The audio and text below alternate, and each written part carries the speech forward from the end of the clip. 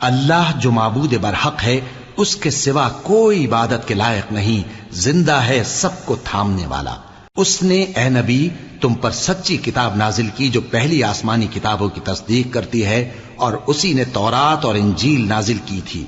یہ دو کتابیں اس نے پہلے نازل کی تھیں لوگوں کی ہدایت کے لیے، اور پھر قرآن جو حق اور باطل کو الگ الگ کر دینے والا ہے نازل کیا۔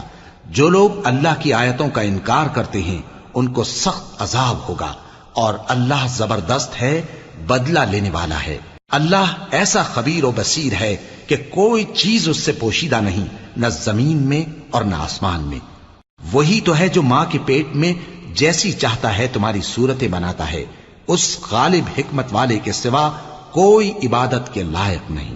اے پیغمبر، وہی تو ہے جس نے تم پر یہ کتاب نازل کی جس کی بعض آیتیں محکم ہیں، اور وہی اصل کتاب